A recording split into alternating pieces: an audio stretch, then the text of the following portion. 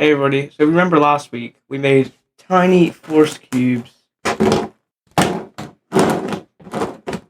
I got me thinking, because I personally myself love force cubes if you cannot tell on my channel. So I'm going to be doing something different related to force cubes. 4 long PYRAMINXES into force PYRAMINXES.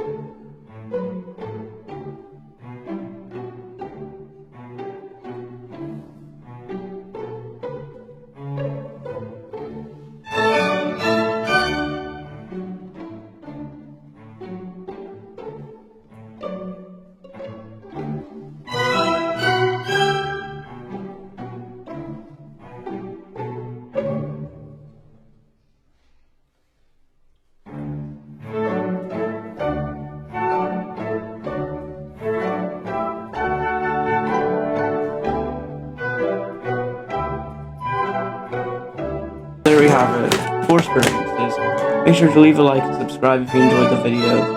I put a lot of effort into these videos and I really enjoy doing them, so it would mean a lot to me if you did. I'll see you all next time.